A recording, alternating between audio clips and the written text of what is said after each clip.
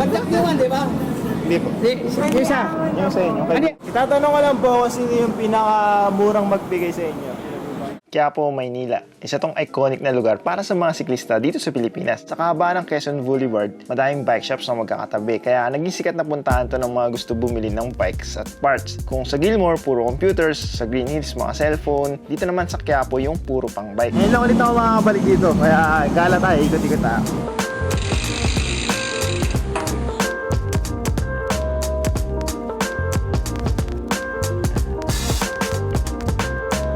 Shoutout sa mga nanonood ng vlog sa Riyadh.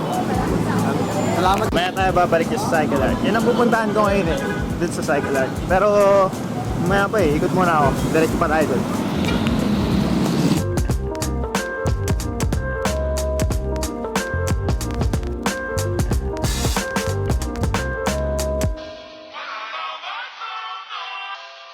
Ano yung Mars Kingdom? Dito yung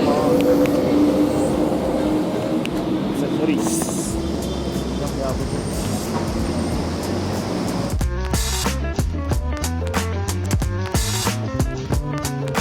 Ay, Rian. Shoutout sa mga family ko sa Marikina. Comment ako sa'yo ha. Iyan! Ay, salamat. Thank you, thank you. Unli Ahon! Unli Ahon! May padiretso ba dito eh? May mga ilan-ilan pang shops dito. Tapos mga halos mga accessories na lang, mga nasa bangketa, ganun. Pero parang kumunti, lumuwag-luwag ng kahit pa paano. Tingnan pa natin sa pinakadulo kasi meron pa yan eh. Andito yung Quiapo Church sa yung simbahan. Halos nawala na yung ibang mga nasa bangketa eh. Ayun, luwag na.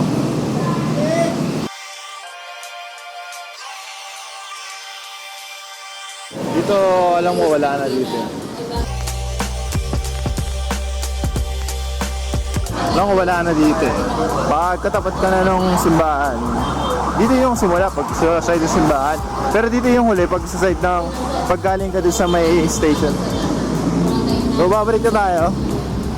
Diretso tayo. Hindi ako sanay na mag-vlog dito. Nahihiya ako kasi daming tao dito, nakakailang.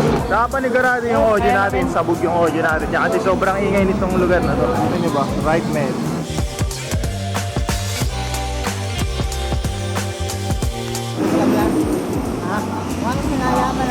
Nakikita ko lang po.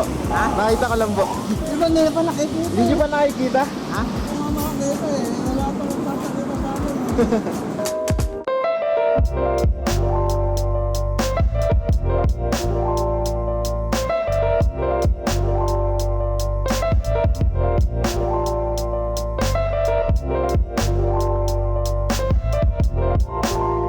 Alam mo, hindi lang nalagay yung sekreto ko sa Facebook ko lang. Marami. Ako yung anak ko, nakapamang ko, alam na nila ako.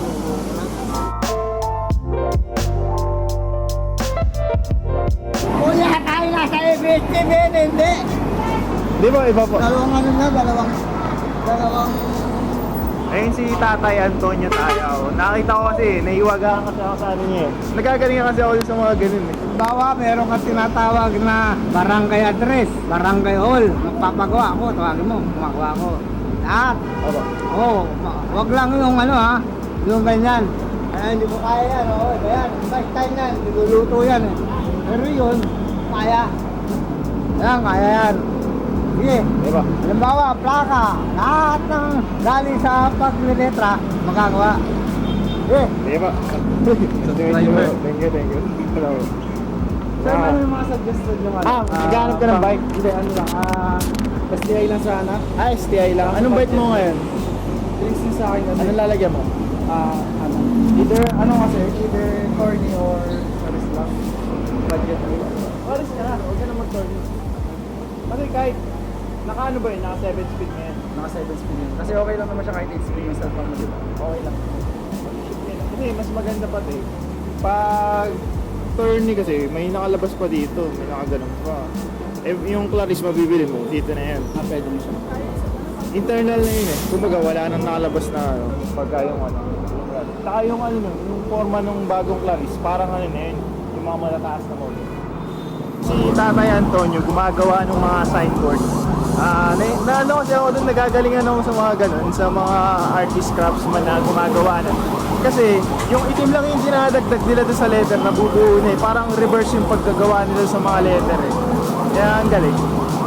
Tagal na pala niya ginagawa din yan. Pupunta na ako ngayon sa cycle art kasi doon yung punta ko ngayon.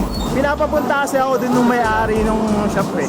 Nung mag-uusap daw kami. Hindi ko pa alam kung ano eksaktong pag-uusapan pero wish me luck mga kapadyak. Ewan ko lang kung anong project to pero yun, punta muna ako doon. Ito yung Mercury Drag eh. Pero hindi naman dyan nagpapagamot yung mga siklista eh. Yung cycle art madali lang mahanap eh. Sa dito malapit dito sa footbridge tapos yan 7-Eleven, kalapit ng 7-Eleven. So ito na yung cycle art, yan na.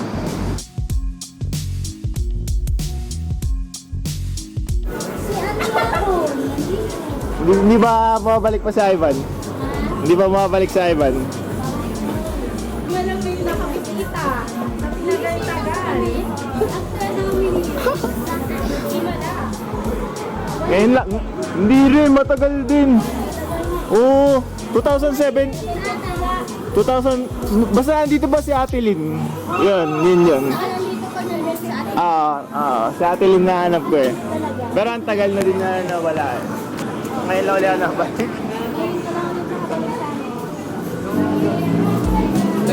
Hi. Nangihingi pala sila ng sticker mo kung meron ka daw. Oo. Iwan ka nga sa akin. Oo. Mag-iwan ako ng sticker dito sa cycle art. Kaya kung gusto niyo ng sticker ko, punta lang kayo dito. Hingi ka.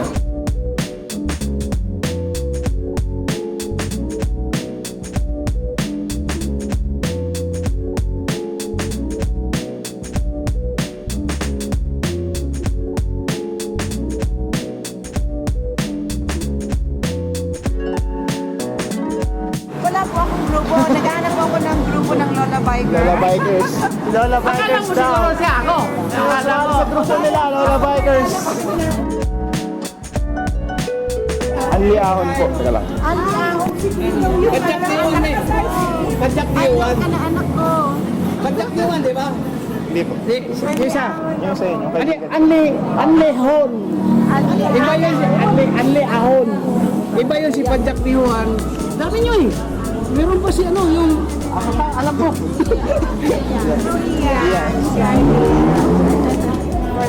Alam mo kaya nakikita ko sa kanina kasi hindi ko kanina siya sa akin yung ambulance sir. Nanggaling ako sa office to sa cycle art. Ay, sige. Mga kapadyak pala tayo dito. Yung po. Yan. Nanggaling ako kanina doon sa may office nung sa may cycle art. Nag-usap lang kami nung may-ari dahil may mga projects kami gagawin. Abangan nyo na lang yun ha. I-announce ko din, pupost ko din. Tapos ngayon, papalis na din ako. May lakad pa ako eh. Iwan na ako ng sticker doon sa cycle art. So ito yung mga sticker. Unli Ahon. Kung gusto nyo ng sticker, hingi lang kayo. Hello po. Hello po. Hello po. Hello po. Hello. Hello po.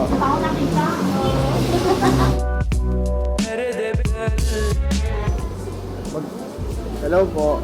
Mag-iwan po pala ako ng sticker ko dito. Okay. Kayo na lang po maggupit. Yan ay naantay ng customer namin. Sabi hindi pa kayo sige ng Unli Ahon.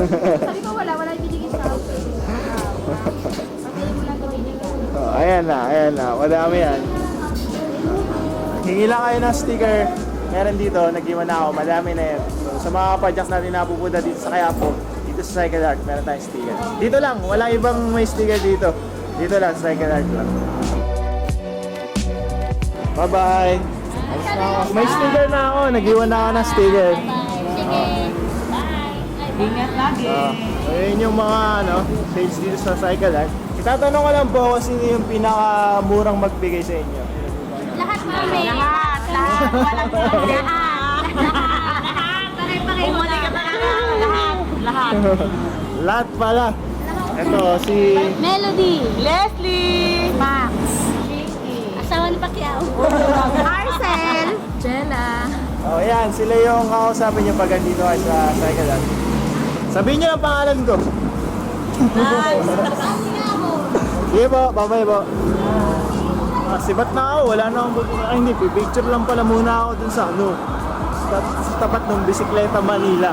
Kasi nakausap ko din yung may-ari ng Bisikleta Manila eh. Pero hindi pa niya ako pinapabalik doon. So yun lang, hanggang dito na lang yung video mga Kapadyak. Pasensya na, hindi tayo nakapag window shopping, nakapagtingin-tingin kasi nahiya ako eh. Nahiya ako magkasugot eh. Pero ngayon, tingin ko, okay na ngayon yung sa sa shop dyan, sa Cycle Art.